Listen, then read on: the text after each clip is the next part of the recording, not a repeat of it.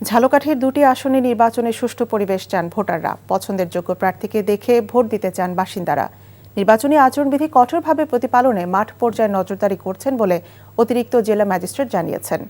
KM সবুজকে সাথে নিয়ে রাজু আহমেদ রুবেলের তোলা ছবিতে রিপোর্ট নিয়ামুল আজিজ সাদেকের।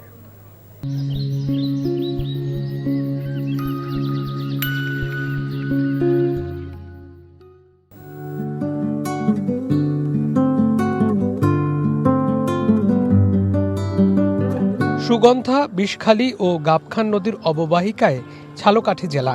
প্রায় 6 লাখ ভোটারের জন্য দুটি সংসদীয় আসন।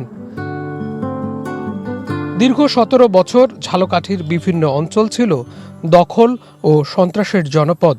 শান্ত এই জেলায় সেসব দুঃসহ স্মৃতি আর চান না এলাকার মানুষ। আমাদের দেশের উন্নয়ন করবে, আমাদের জাতির উন্নয়ন করবে, আমাদের একটাই চাওয়া, জনগণের জন্য কাজ করবে, প্রকৃত উন্নয়ন করবে, তাদেরকে ভোট দেওয়ার জন্য মানুষ মুখিয়ে আছে। ঝালকাঠি এক আসনে মোট ভোটার 2,28,000 এবং 2 আসনে 3,65,000। ভোটারদের উল্লেখযোগ্য অংশ কৃষি ও ব্যবসায় জড়িত। নির্বাচনী প্রচারণার ডামাডোলের মধ্যে ভোটাররা এবার আশা করছেন সুষ্ঠু একটি নির্বাচনের। নির্বাচন তো ভালো দেওয়া যায় বর্তমানে, মারামারি হইতে আসে না, পিটিপিটি কেউ বাধা দিতে আসে না।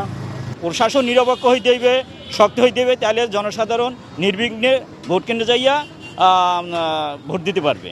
নির্বাচন শুধু কিছু ব্যক্তির ভাগ্য উন্নয়ন নয়, পুরো এলাকার মানুষের চাওয়া পাওয়াকে গুরুত্ব দিবে এমন প্রার্থী খুঁজছেন ভোটাররা।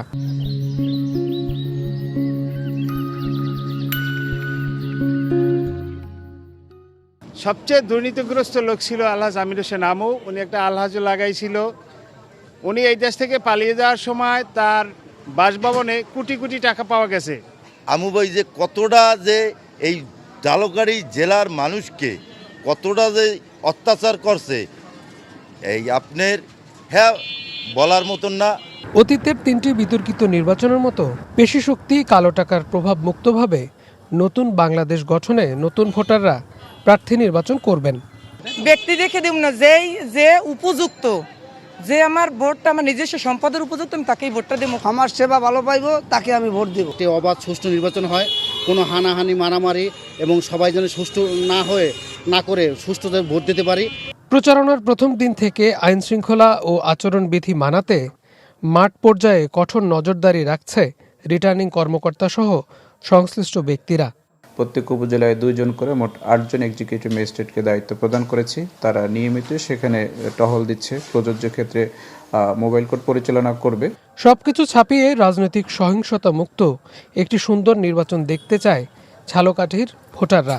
বাংলাদেশের কলকাতা হিসেবে খ্যাত ঝালকাঠি অঞ্চল, যেটি ব্যবসা বাণিজ্যের জন্য প্রসিদ্ধ ছিল, দীর্ঘদিন এই অঞ্চলে তারা তাদের জনপ্রতিনিধি পাননি। এবার ত্রয়োদশ জাতীয় সংসদ নির্বাচনে তারা চাইছেন তাদের পছন্দের প্রার্থীকে ভোট দিতে, তার মাধ্যমে তাদের যে ভাগ্য উন্নয়ন হয়নি এবার সেটি হবে।